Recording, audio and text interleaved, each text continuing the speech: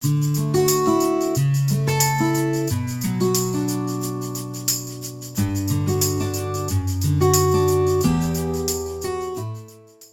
ગણપતિજીનો પ્રિય એવો ચૂરમાનો લાડુ જો કે દરેક વ્યક્તિને ખૂબ જ પસંદ હોય છે, પણ ઘણીવાર બનાવવામાં થોડી ઝંઝટ લાગે છે.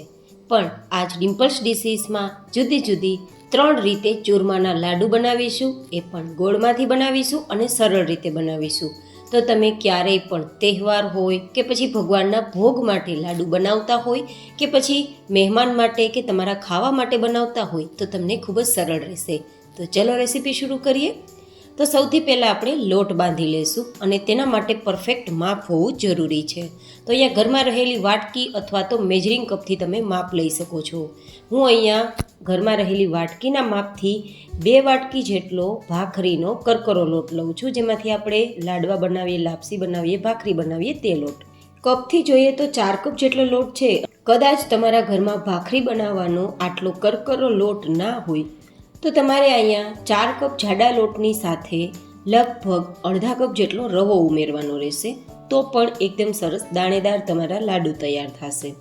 મેં અહીંયા 4 થી 5 ચમચી જેટલું તેલનું મોણ આપ્યું છે, જેથી એકદમ દાણો ફૂલીને મોટો થઈ જશે. તો આ રીતે હવે આપણે મસળશું અને મિક્સ કરીશું, જેથી લોટના કણે કણમાં મોણ આવી જશે.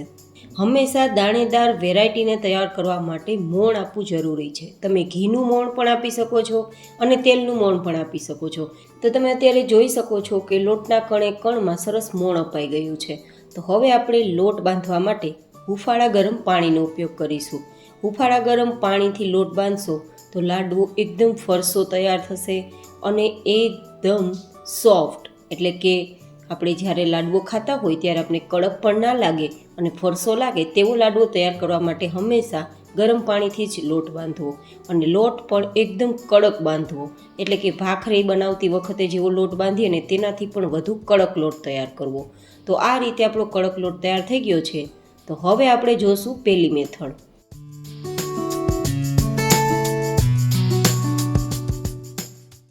પહેલી મેથડ માટે આ લોટમાંથી થોડો લોટ લેશું અને આપણે જેવી રીતે ટ્રેડિશનલ લાડુ બનાવીએ છીએ ને, મુઠિયાને તળીને, તે જ રીતે આપણે ટ્રેડિશનલ બનાવીશું. કારણ કે આજ હું તમને જુદી જુદી 3 રીત બતાવવાની છું, જેમાં તમે ટ્રેડિશનલી પણ લાડુ બનાવવા માગતા હોય, પરંપરાગત રીતે આપણા જે લાડુ બને છે તે પણ બનાવી શકશો.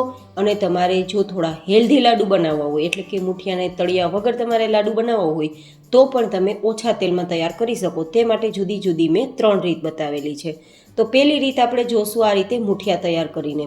તો મુઠિયા પહેલાં બનાવી લઈશું અને પછી તળવા માટે તેલને એકદમ મીડિયમ ગરમ કરીશું. તેલ એકવાર મીડિયમ ગરમ થઈ જાય પછી લો ટુ મીડિયમ ગેસની ફ્લેમ પર આપણા આ મુઠિયાને આપણે તળવાના છે. જ્યાં સુધી આપણા મુઠિયા છે તે થોડા ગોલ્ડન કલર પર ના આવી જાય અને થોડા સપાટીમાં ફાટવા ન લાગે ત્યાં સુધી તળવાના છે. મુઠિયાને તળવામાં ઉતાવળ નથી કરવાની, નહીં તો અંદરથી કાચા રહેશે, તો પરિણામે આપણો લાડવો છે તે ખાતી વખતે દાંતમાં ચીપકશે.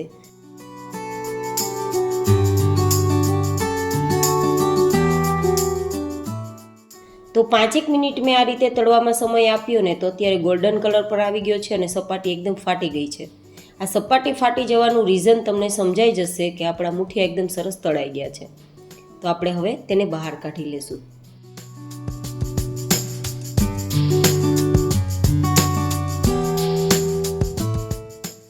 અત્યારે બહાર કાઢ્યા ત્યાં જો તમને બતાવું કે એકદમ ઓઇલ ફ્રી છે. જો આનું રીઝન છે ગેસની ફ્લેમ એકદમ પરફેક્ટ હતી અને તેલનું ટેમ્પરેચર પણ પરફેક્ટ હતું.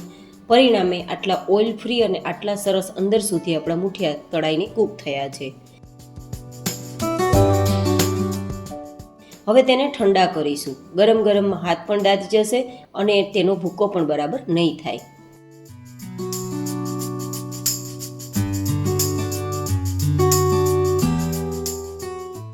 તો થોડી વાર બાદ ઠંડા થઈ ગયા છે. તો હું અત્યારે તમને એક મુઠિયું આ રીતે ભાંગીને બતાવું ને તો આરામથી ભૂકો થઈ જાય છે. આટલો સરસ ભૂકો થવાનું રીઝન છે કે મુઠિયા સરસ તળાઈ ગયા છે, કાચા નથી.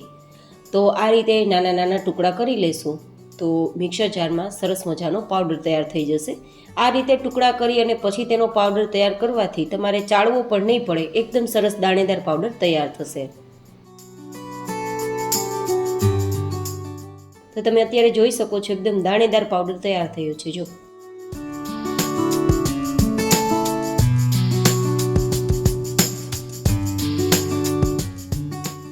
હવે આગળ વધીશું બીજી મેથડ તરફ.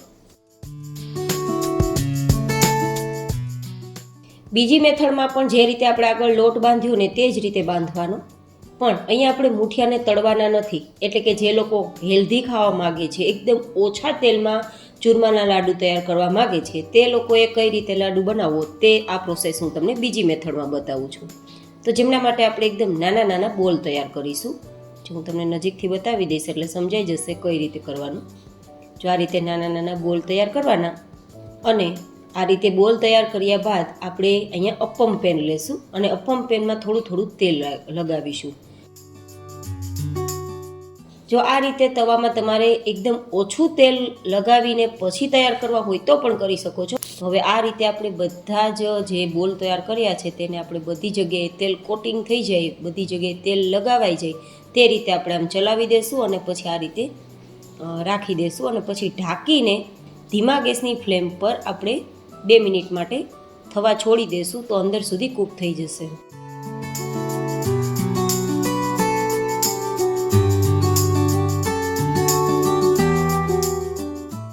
તો 2 મિનિટ પછી આપણે તેની સાઈડ પલટી દેવાની, તો બધી બાજુથી અંદર સુધી કૂક થાય અને ગોલ્ડન થાય, બધી સાઈડથી કૂક થઈ જાય પછી આપણે કાઢી લેવાના. તો ફરીથી ઢાંકીને 2 મિનિટ સમય આપશું.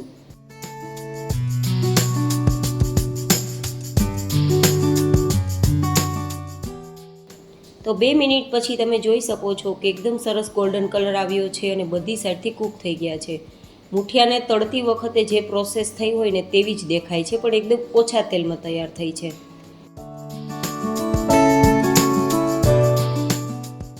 હવે તેને ઠંડા થવા દેશું.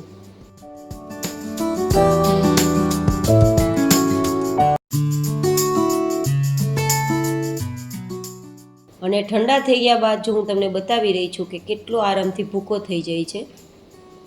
જો આટલો સરસ ભૂકો એટલા માટે થાય છે કે અંદર સુધી આપણા આ વેરાયટી કાચી નથી રહી, બરાબર પાકી ગઈ છે. તો હવે તેને મિક્સર જારમાં લઈ લેશું અને તેનો પાવડર તૈયાર કરી લેશું, ભૂકો તૈયાર કરી લેશું. તો તમને લાગશે એકદમ સરસ દાણેદાર આપણો પાવડર તૈયાર થયો છે. જેવી રીતે આપણે મૂઠિયાને તળીને પાવડર તૈયાર કર્યો ને, ભૂકો તૈયાર કર્યો ને, તેવો જ લાગે છે. જો તો તેને પણ આપણે એક્સ્ટ્રા વાસણમાં કાઢી લેશું. હવે આપણે એક ત્રીજી મેથડ પણ જોશું, જેમાં આટલું તેલ પણ ઉપયોગમાં ના લેવું પડે તેવી મેથડ.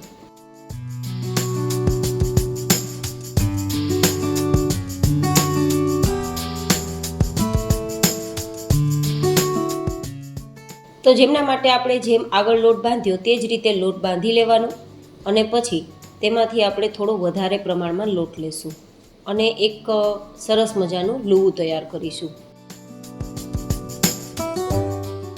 અને હવે તેને આપણે વણી લેશું. જેવી રીતે ભાખરીની સાઈઝ હોય ને તેટલી સાઈઝમાં વણી લેશું. લોટ આપણો કેટલો કડક છે, જો બધી સાઈડથી આપણી કિનારી ફાટતી જાય છે, પણ આપણે આ રીતે લેવલ કરતા જશું. ભલે ફાટી જાય પણ લોટ આટલો જ કડક બાંધવાનો, કારણ કે તો જ એકદમ ફરસો લાડુ તૈયાર થશે અને દાણેદાર લાડુ તૈયાર થશે. હવે આપણી આ ભાખરી છે તે ફૂલે નહીં તે માટે આ રીતે આપણે માર્ક લગાવી દઈશું. જો ફૂલશે તો એ થોડી પોચી થઈ જશે અને પરિણામે બરાબર પાવડર નહીં થાય. તો હવે તેને શેકવા માટે તવો લીધો છે અને તવા ઉપર મેં એકદમ લાઇટ વેટ તેલ લગાવેલું છે. જો આપણે આગળની 2 પ્રોસેસ કરીને તેનાથી પણ ઓછામાં ઓછું તેલ આ રીતે તમે પ્રોસેસ કરીને લાડુ તૈયાર કરશો ને તો જોશે. તો જે લોકોને જે રીતે પસંદ હોય તે રીતે લાડુ તૈયાર કરી શકે. હેલ્થ કોન્શિયસ લોકો બીજી અને ત્રીજી મેથડ અપનાવી અને લાડુ તૈયાર કરી શકે, અને જે લોકોને ટ્રેડિશનલ પરંપરાગત રીતે લાડુ ખાવાના પસંદ હોય તો એ પહેલી મેથડ અપનાવીને લાડુ તૈયાર કરી શકે. હવે આ ભાખરીને આપણે ઉપરથી પણ થોડું તેલ લગાવી દઈશું, જેથી નીચેની તરફ આપણે પલટાવીએ ને તો પણ એકદમ સરસ થાય. તમે તેલ વગર પણ ભાખરી તૈયાર કરી શકો છો, પણ થોડું લાઇટવેટ તેલ લગાવવાથી એકદમ સુગંધીદાર અને એકદમ દાણેદાર પાવડર તૈયાર થશે. તે માટે થોડું મોઇશ્ચર પણ જરૂરી છે લાડુમાં. હવે આ રીતે બંને સાઈડ થોડી ગોલ્ડન કલર પર આવે ત્યાં સુધી શેકી અને પછી નીચે ઉતારી લઈશું. તો આપણી ભાખરી એકદમ સરસ તૈયાર થઈ ગઈ છે. હવે તેને એકદમ ઠંડી કરી લઈશું અને ઠંડી કર્યા બાદ આ રીતે ટુકડા કરશું. અને ટુકડા કર્યા બાદ હું તમને બતાવું ને તો આરામથી ભૂકો થઈ જાય છે, મતલબ એકદમ સરસ દાણેદાર પાવડર તૈયાર થશે. બસ મારો હેતુ એ જ છે કે પરંપરાગત રીતે લાડુ બનાવવાની પ્રોસેસ પણ તમને જોવા મળે. અને સાથે જે લોકો હેલ્થ કોન્શિયસ છે, એકદમ ઓછું ઘી તેલ ખાવાનું પસંદ કરે છે, તે લોકોને પણ લાડુ ખાવા હોય તો ખાઈ શકે. તે મેથડ આપવા માટે મેં જુદી જુદી 3 મેથડ તમને આજે આપેલી છે. તમને જે પસંદ હોય તે રીતે તમે લાડુ તૈયાર કરી શકો છો. તો મિક્સર જારમાં લઈ લેશું અને પાવડર તૈયાર કરી લેશું. તો આ રીતે આપણી 3 મેથડનો પાવડર મેં તમને તૈયાર કરીને બતાવ્યો. ચૂરમાની અંદર મેન તેનું ચૂરમાનો ભૂકો કે ચૂરમાનો પાવડર જ છે. એ થઈ ગયા બાદ તમારે કેટલી મીઠાશ ઉમેરવી એ તમારા ઉપર આધારિત રહે છે. તો હવે આ 3 જે ભૂક્કા તૈયાર થયા છે તેને આપણે ભેગા કરી દઈશું. શા માટે ભેગા કરશું? કારણ કે હવે માત્ર મીઠાશ ઉમેરવાની છે. બધો જ ભૂકો ભેગો કરી અને પછી મીઠાશ ઉમેરવાથી માપ એકદમ પરફેક્ટ રહેશે. કારણ કે આપણે લોટનું માપ જેટલું લીધું છે તેનાથી આપણે અડધો ગોળ લેવાનો હોય તો માપ આપણે પરફેક્ટ રહે તે માટે બધા જ ભૂકા આપણે ભેગા કરી દીધા છે. હવે આપણે અહીંયા થોડા ડ્રાયફ્રૂટ્સ ઉમેરવાના છે તો તેને આપણે તળીને ઉમેરશું તો એકદમ ટેસ્ટફુલ લાડુ તૈયાર થશે. તો મેં અહીંયા લગભગ 4 કપ લોટ લીધો છે તો તેની સામે લગભગ અડધાથી પોણા કપ જેટલું ઘી લીધું છે. તમે 1/4 કપ જેટલા ઘીમાં પણ લાડુ તૈયાર કરી શકો છો. એટલે કે જે લોકો હેલ્થ કોન્શિયસ છે તે લોકોએ 1/4 કપ જેટલું જ ઘી લેવાનું. અને જે લોકોને પરંપરાગત રીતે લાડુ પસંદ છે તે અડધાથી લઈને પોણા કપ સુધીનું ઘી લઈ શકે છે. તો હવે આપણે આ ડ્રાયફ્રૂટ્સમાં કાજુ બદામ ઉમેરી અને થોડા ગોલ્ડન કલર પર આવે ત્યાં સુધી આપણે શેકી લઈશું. અને શેકાઈ ગયા બાદ થોડી કિસમિસ પણ ઉમેરીશું. કિસમિસ ઉમેર્યા બાદ 30 જ સેકન્ડ સુધી આપણે શેકવાનું ને પછી બહાર કાઢી લેવાનું.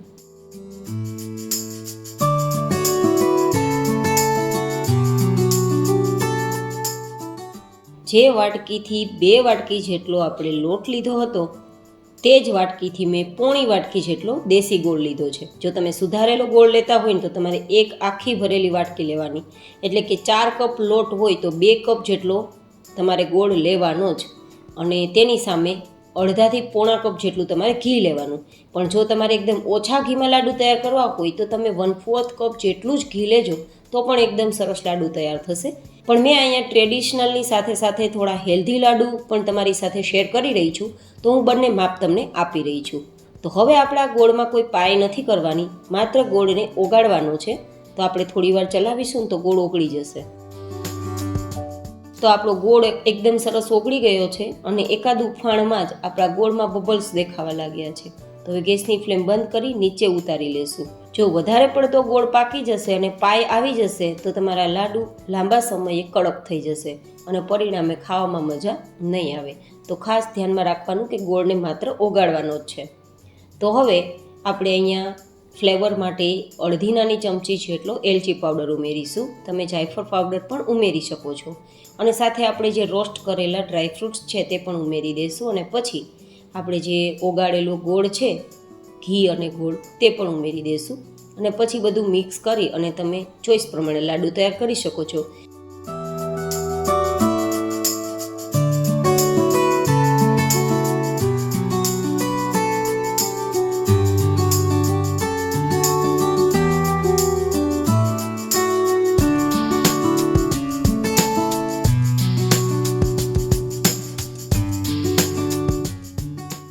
મેં આટલી સાઇઝમાં લાડુ તૈયાર કર્યા છે.